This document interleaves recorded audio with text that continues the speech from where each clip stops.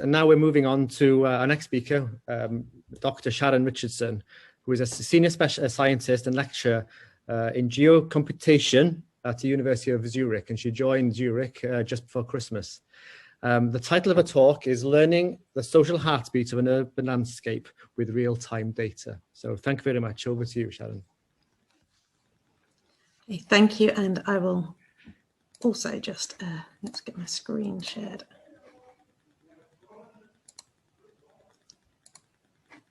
Hopefully everyone can see that. Great, thanks for the nods, always appreciated.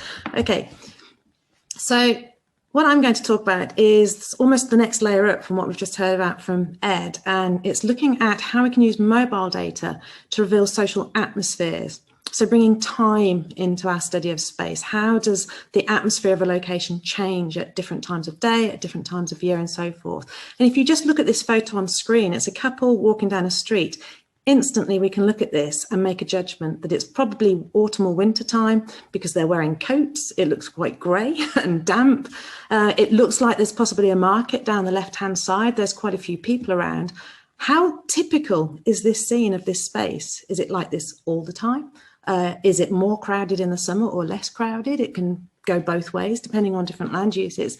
And for me, this is the real potential of mobile data, is we can start to get temporal patterns to understand where we start with a baseline average, how much variation we can see in a space.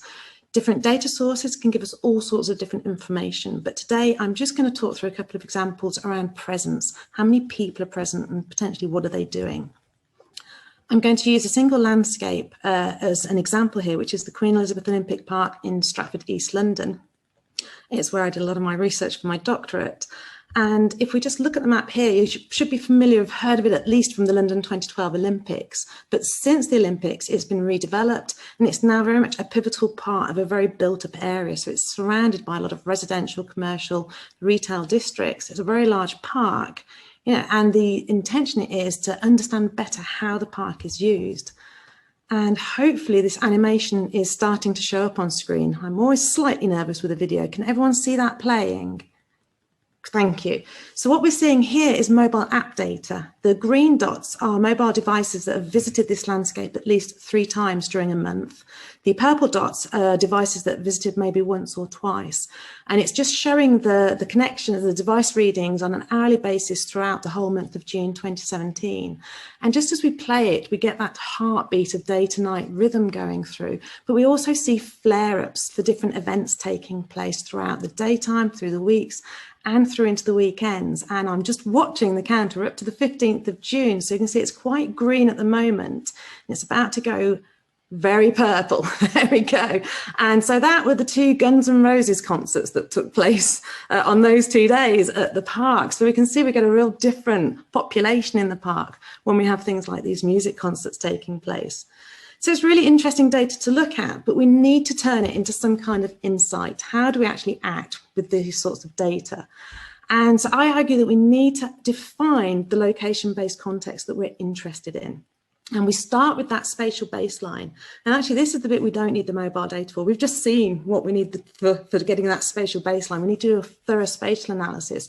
But from that baseline, mobile data can give us 2 different time dimensions.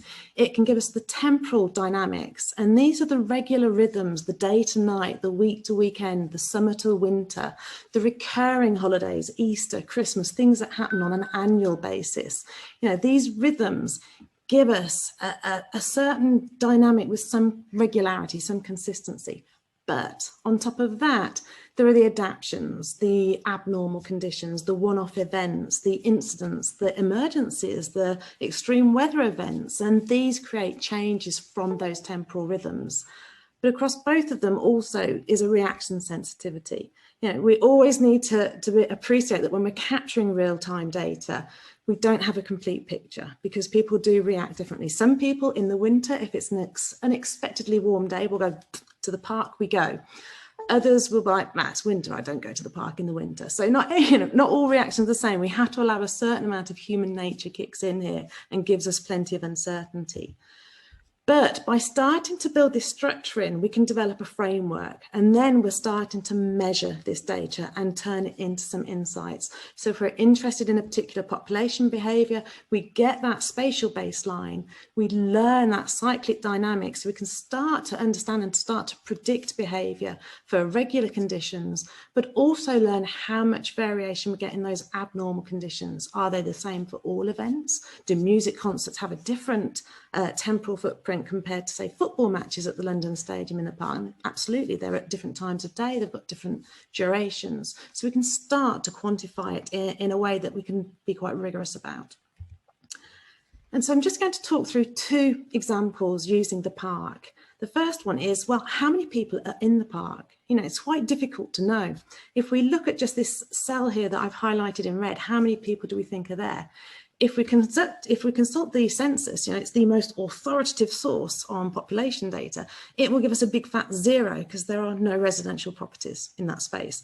And for those that are aware that we have a workday population since the 2011 census, also 0 because parks aren't included in the rezoning for workday activities. So administrative data doesn't help us.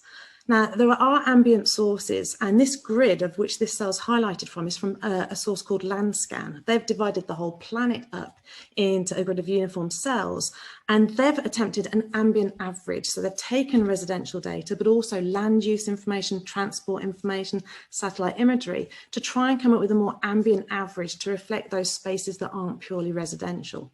And they think there's about 6,000 people here at any given time of any given day. But contextually, we know there could be at least up to 80,000, if not more.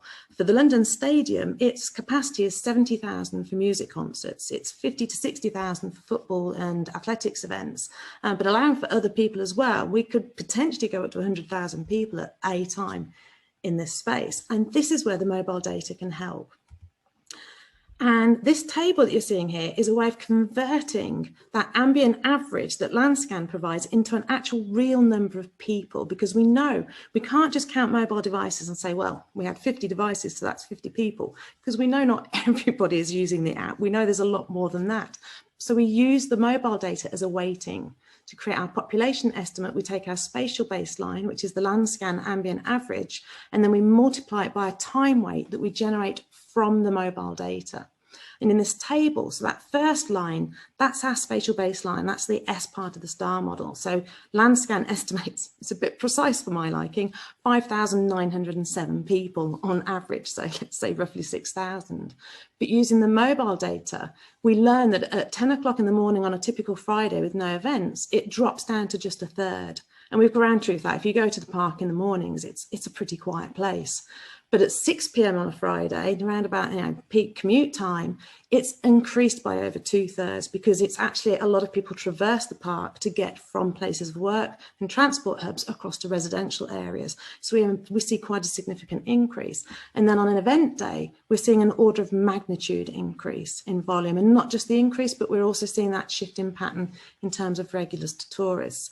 And actually these numbers are conservative because we came out with 55,000 when we were hoping for more like 70,000. So we're nowhere out, but it's an improvement on 0 for the admin data, or a complete static number that doesn't have any variation for the types of abnormalities that we know can take place in this space. The second example is to say, well, that tells us roughly how many people we think are in this space at a given time, but it doesn't tell us necessarily what they're doing.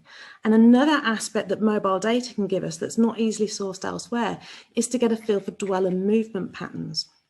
So if you look at the image on the left, these are the raw data points from the mobile data set. So they're just plotted, I've just snipped it to a boundary covering the park and Westfield Stratford, the big retail centre that's right to the edge of it.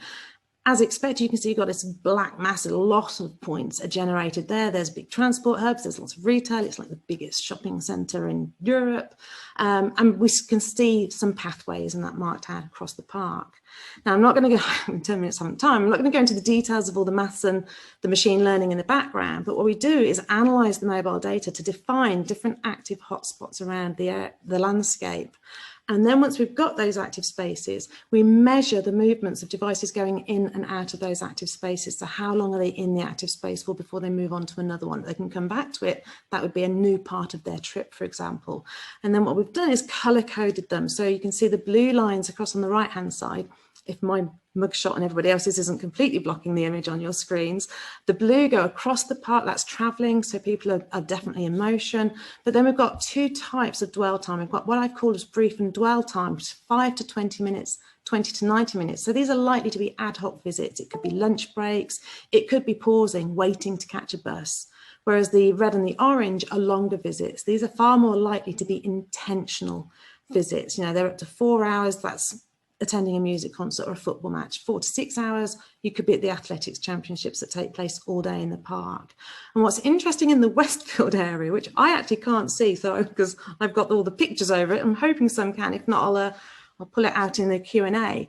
But in Westfield, we can see that the majority in the cluster of the retail area is dwelling between 20 to 90 minutes, so shopping trips. There's some red clusters there for longer durations, but then at the top and the bottom of the retail areas, we see the briefer 5 to 20 minutes, which makes sense because that's where the transport hubs are, and that's where people are waiting for buses and trains, hopefully for not too long. So we can start to get more of a feel of an atmosphere. And again, we can start to do time analysis to say, well, how does this picture change for different contexts, and it does. But happy to go into that in more detail in the Q&A. It's worth always thinking about limitations. We can get some really rich insights from these mobile data sources and sense data sources, but they have their challenges. You know, how do we respect privacy and gain insights into behavior? This is a real tough nut to crack because we're using device IDs here. We completely anonymize them in a double way that makes it impossible to identify a person. But that's because we felt to be ethically responsible. It doesn't mean another person with a similar data source would follow that kind of criteria.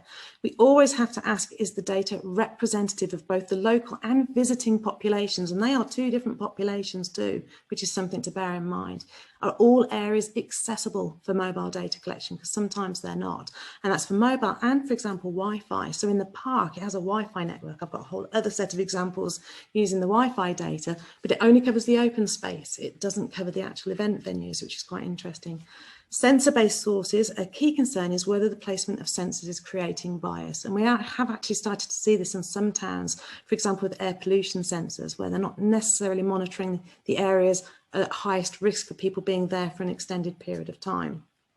And we must always ask what behaviours and experiences cannot be captured by these data sources, because we're not getting a complete picture, and we need to be careful of that. We don't just make decisions only on these types of data. But to summarise, you know, spatial analysis gives us those generalised insights, and we need those. That's our absolute. Without those, we're in danger always with mobile data of seeing what we want to see. So that gives us that baseline. Space-time analysis then lets us start to layer up contextual insights. Having a framework enables us to focus on questions rather than data. And we're reaching a point now where this is important. When we have a lot of data, we can dive into it and play with it and come up with all sorts of things, but we need to start with good questions to know what, otherwise we will find what we want from the data if we're not careful. Administrative and land use methods that can give us robust baselines. Then the sensed and mobile data can give us that dynamic presence and experience. But combining the two together, we go from saying, well, we've got a range of 50 to 500 mobile devices to actually saying, well, that represents approximately 3,000 to 15,000 people, for example. We must have consideration for bias, privacy and ethics, and always, always think about what data is missing. And with that, thank you for listening. Thank you very much, Sharon. Fascinating, and is one area we have been obviously active in with Patrum. And it's really the easy bit is collecting the data, the difficult bit is using the data, and we've made it public available on the site, and we expect these towns to make use of it. But why should we expect them to be able to make use of it? It's not easy, is it? But it's fascinating, and COVID, if nothing else, it shows the system works in counting people. Obviously, there are a lot of things that aren't as positive about COVID, but that was one of them. There was one question that came up regarding tourism, because obviously in Wales, we have masses of tourists every summer. And would the system be able to tell us the return visits in terms of tourists? And so there may be 6 months between visits. Would it provide that type of intelligence? So one of the challenges here, it comes down to privacy, because if you are storing device IDs, then potentially you could pick up somebody making a return visit in 6 months' time if you've kept that kind of data. The bigger question is, can you and should you keep that kind of data? So the way I anonymized within the park is literally we don't care from 1 month to the next if it's the same people. Deliberately, because we don't want to be tracking particularly the regulars and the locals. It's a sensitive topic for them. It was more important to just be able to get an idea of, do the volumes change, does the balance change? So I really expected with the mobile app data it would be overwhelmingly locals. I thought it was because it's quite a small number of actual mobile devices, and I thought it's going to be the same people coming to the park on a regular routine. And actually the data didn't hold that out. It was most times it was about 1/3 to 2/3 infrequent people within a single month, and I got several months, and for each month it held, and then obviously it goes right up for the events. So one aspect is you can, but from an ethics and privacy perspective, you need to be thinking very carefully how, if you're literally wanting to identify individuals versus being able to identify the balance of tourism. So the fact that obviously in some towns they're likely to have an extreme weighting towards tourism at certain times of the year that then drops dramatically at other times of the year, and you might actually want to be rebalancing that. For example, if you've got a cluster of towns that are working together and one may be being overwhelmed with traffic and congestion, there might be some smart ways you could look at trying to rebalance that tourism by having the data. Which goes back maybe to what Ed was saying earlier on. So that's fascinating. Thank you very much.